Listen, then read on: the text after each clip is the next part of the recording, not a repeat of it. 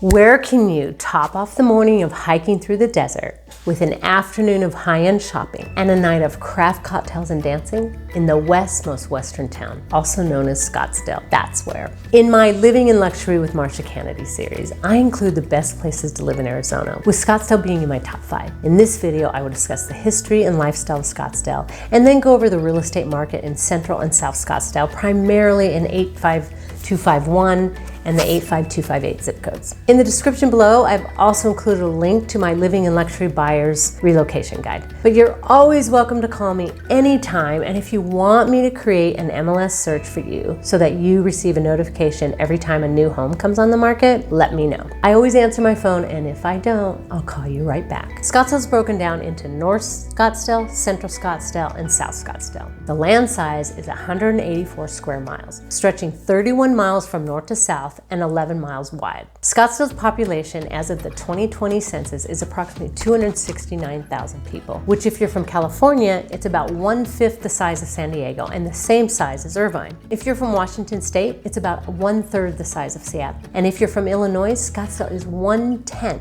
the size of Chicago. I'm going to give you a little bit of history of Scottsdale. 300 BC to 1450 AD, the Hohokam Indians farmed the land and developed the canals that today is called the Arizona Canal. The Hohokam Indians left and the Pima Indians took over and are still here today. In mid-1880s, a U.S. Army chaplain named Winfield Scott visited the Salt River Valley and was impressed with it and its potential for agriculture. It was originally known as Orangedale due to the large citrus groves that Scots planted, but named Scottsdale in 1894 after Chaplain Scott. The city was incorporated in 1951 with a population of 2,000, appointed the first mayor, and adopted the motto, the West's most western town. The city also became a tourist destination with the opening of the city's first modern resorts, the Hotel Valley Ho and the Safari Hotel in 1956. The town began a period of rapid population growth, growing from 2,000 to 10,000 residents during the 1950s. The growth necessitated development of the floodplain known as the Indian Bend Wash,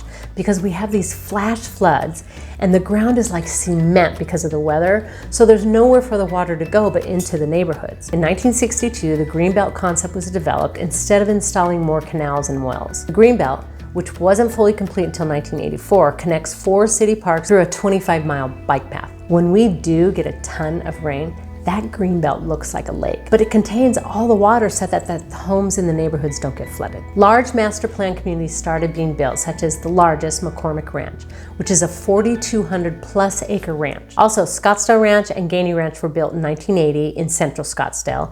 And in North Scottsdale, we have McDowell Mountain Ranch, built in 1992, Desert Mountain, built in 1986 with 6 private golf courses, and DC Ranch, built in the 1990s. Scottsdale is known as the world's finest golf destination, and it's easy to see why when you consider the city's roster of luxury resorts, over 300 days of annual sunshine, and high caliber courses such as TPC Scottsdale, True North, and Greyhawk. Top it off with stellar dining and nightlife scenes, exciting desert adventures, and a boatload of top-notch attractions, and you'd be hard-pressed to find a more welcoming place to enjoy the round of a lifetime. Scottsdale is a booming, business-friendly city that welcomes visitors from around the world. And where there's this much activity, there's also job prospects. Scottsdale ranked in the top 10 on Money Magazine's list for job gains over the last 5 years with 14% growth. It shows no sign of slowing down, with another 14% job growth expected through 2025. Scottsdale boasts architectural beauty such as Frank Lloyd Wright's Winter Residence, Taliesin West, and a historic arts district. Shoppers can head to local boutiques or malls like Scottsdale Fashion Square with over 240 stores and restaurants. In the evenings, Scottsdale's walkable Old Town lights up, and those looking for a lively night out head to craft cocktail bars and clubs. For nature lovers, Scottsdale is home to the over 30,000 acres Dow Sonoran Reserve, where you can find horseback rides and guided hikes. For sports lovers, it's a prime spot just several miles from Arizona State University. Central Scottsdale might be one of the best areas to live in Scottsdale because it's beautiful, close to everything and full of charming niche neighborhoods and fun things to do. It's known for hosting a great deal of small neighborhoods, each with a very distinct vibe of its own. This is a highly walkable area, so many of these spots have a few restaurants and shops all near to each other. You can grab a cup of coffee and walk to a boutique, or meet friends for happy hour at one place and then walk to dinner at another. Central Scottsdale cultivates a community feeling that is well received by residents and visitors. This is where McCormick Ranch is found. South Scottsdale is the perfect blend between modern living and the area's historic Western roots. Scottsdale's downtown hub, Old Town, is known for both its trendy shop. Old Town also has so many boutique shops, whether you're looking for jewelry, unique fashion items, or if you're an art lover and like to shop at local galleries, visit touring exhibitions, or bask in the ambiance of permanent installations. This is the place for you. And there are so many restaurants. Near McCormick Ranch is Andreoli Italian Grocer, which is the real deal. During the week, I love to go there and hear the sweet old ladies and men speaking Italian. It is family owned and packed on the weekends. In Old Town, Oregano's is great. Mark Russell opened the first Oregano's in Old Town Scottsdale in 1993 with 22 customers that day. His father was born on the north side of Chicago during the Great Depression and learned from his mother the secrets of making her pizza, pasta, and many other established recipes. Growing up, his parents loved to entertain. On weekends, they would use every chair in the apartment, throw a large red and white checkered tablecloth over the dining table, and invite friends, family, and acquaintances over for dinner. Over the years, loads of people would come by, eating, drinking, talking, and listening to the sounds of Frank Sinatra and swinging big band records. One day, Mark found close to 1,000 assorted plates, wine glasses, and silverware in the attic and decided to open Oregano's. Another iconic place for yummy sweets is the Sugar Bowl Ice Cream Parlor in Old Town Scottsdale, which opened in 1958 and has an authentic 1950s soda fountain. It's a designated founding business in Scottsdale and placed on Scottsdale's Historic Preservation Register. The Mission has classic Latin cuisine, and make sure you try the Rusty Spur Salon that has live country music 7 days a week and 7 nights a week. There's so many places to enjoy, it's impossible to list all of them. When you come here, I'll take you to my favorite. Another one of my favorite places is the Poison Pen, an independent bookshop with a 32-year history. You will find live events with authors, which is always fun. There's so many options for biking, running, hiking, playing sports, or taking long walks with the dogs. Chaparral Park has baseball and soccer fields, and most important, a fantastic dog park at the corner of McDonald Road and Hayden. You can see my cute little puppy Cher, Lolo, in the pink harness. This is her first time at the dog park, and she loved it. She was so tired, she went to bed at 7 p.m. and didn't wake up till 6 a.m. Great place to wear your dog out. In South Scottsdale, Scottsdale Unified School District includes Pima Traditional Elementary, Mojave Middle School, and Saguaro High School, known for not only STEM and advanced placement programs, but sports. There are Basis public charter schools and many private schools. A list of the schools is in the buyer's guide that you can download from the description box below. Of course, we have spring training. The Giants Stadium is in Old Town, and the Diamondbacks play at Salt River Fields at Talking Stick.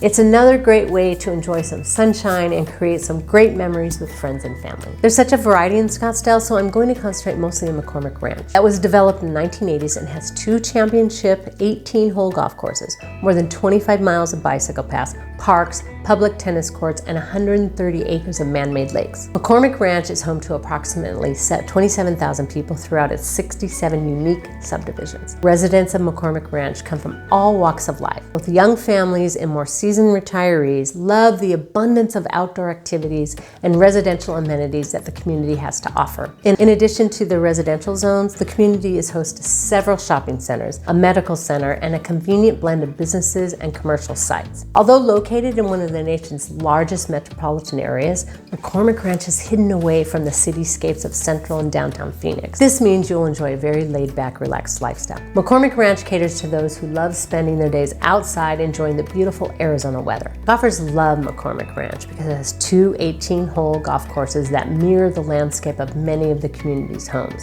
Lush tree-lined fairways and a plethora of emerald green grass. If fishing is what tickles your fancy, Camelback Lake is stocked for fishing, and sailing is permitted on both Camelback Lake and Lake Marguerite. A number of homes snuggled around these lakes even enjoy boat docks on Lake Marguerite, Lake Nino, and Lake Angelo. It's important to note that the lakes and Greenbelt are not just for show. They're also designed as part of the community's water drainage system. McCormick-Stillman Railroad Park is located on the corner of Scottsdale Road and Indian Bend. It's fun to take kids or grandkids or have a picnic. They have free concerts in the spring at night before the summer months get hot. Let's get into real estate. Average median sales price in 85251 South Scottsdale is approximately $800,000 and isn't really dropping yet. The annual appreciation based on the annual price per square has dropped from a high of 32.3% in May 2022 to 29.8% currently. And appreciation is dropping, but it's still almost 30%. In 2014, the last time we were in a balanced market where buyers equal sellers, like we are now, the appreciation rate was 5.1%. So,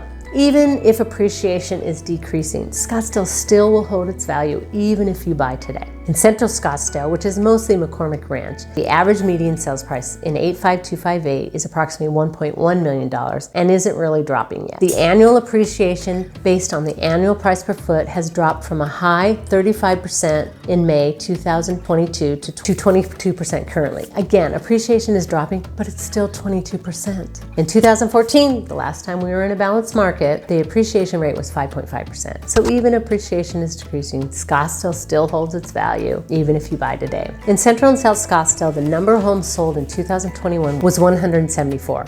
As of November 1st, 2022, 167 homes sold, and so I'm sure we'll meet or exceed the 174 homes sold in 2021, which means sales volume has stayed the same. Whereas in Central, Biltmore, Paradise Valley, and Arcadia, sales volume has dropped, not in Scottsdale. There's approximately 68 homes on the market, but what I want to point out is the days on market of the homes that have sold in 2022 is 40 days. Of the homes on the market now, the average days on market has increased to 68. So again, demand at this time of year always drops. Homes are staying on the market longer, so sellers need to lower their prices. This will change in the spring as the market picks up again, so now's the best time to buy for buyers. Looking at McCormick Ranch, the lowest priced single family home is a 1978 Hacienda style 2,000 square foot home on a 7,000 square foot lot with 3 bedrooms, 2 baths, and an extra room. This is a typical 8-foot ceiling 1970s McCormick Ranch style. It is listed at $735,000. On the higher end, for $3.15 million,